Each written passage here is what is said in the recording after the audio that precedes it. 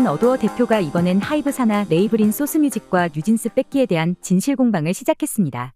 민 대표가 소스뮤직에서 그룹 뉴진스의 멤버들을 강제로 빼앗아오고 팀 제작 주도권을 자신에게 가져오기 위해 데뷔를 지연시켰다는 의혹이 제기됐는데요. 23일 한 인터넷 매체는 민 대표가 소스뮤직에서 연습생이던 뉴진스 멤버들을 어도어로 데려가 뉴진스로 데뷔시켰다고 보도했습니다. 민 대표는 멤버들이 포함된 소스뮤직 연습생 N팀 데뷔 프로젝트에 당초 브랜딩 역할로 참여했는데요. N팀은 소스뮤직 소속 연습생들로 이뤄져 현재 뉴진스 멤버 5명을 비롯해 모두 7명이 데뷔 준비를 하던 팀입니다. 이 과정에서 민 대표가 뉴진스의 데뷔를 주도하고자 여러 차례에 걸쳐 자신의 영역을 확장하고 데뷔 일정을 의도적으로 지연시켰다는 주장인데요. 이로 인해 결국 N팀을 하이브 첫 번째 걸그룹으로 데뷔시키려 했던 계획이 무산되고 민 대표가 뉴진스 멤버들을 어도어로 이관해 데뷔시켰다는 것입니다. 어도어 측은 공식 자료를 통해 뉴진스 뺏기 의혹에 반박하고 나섰습니다. 2020년 당시 하이브 측에서 제안한 연습생 N팀의 론칭 전략이 민 대표와 방향성이 맞지 않았다고 설명했는데요. 이에 민 대표는 자체적으로 전략을 따로 준비하고 방시혁 의장과 소성진 소스뮤직 대표가 참석한 회의 자리에서 전략을 발표했습니다. 당시 방 의장은 이러한 전략이 소스뮤직에서 구현하기 어렵다고 판단, 민 대표의 레이블인 어도어에서 자체 진행하는 것이 좋겠다고 답변했다고 설명했죠.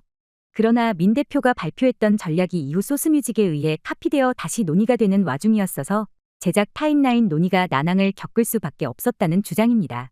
소스뮤직 측은 같은 날 민 대표의 입장문에는 거짓 주장이 포함됐다고 반박에 나섰습니다. 소스뮤직이 민희진 당시 12호의 론칭 전략을 카피한 적 없다고 밝혔죠.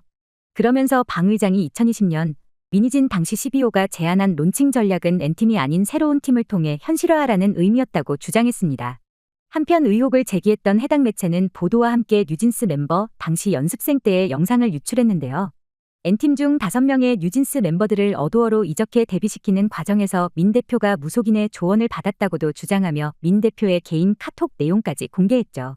여기엔 민 대표가 무속인에게 걸그룹 멤버 선정 과정을 상의하고 수천만 원을 들여 구술했다는 내용 등이 담겼습니다.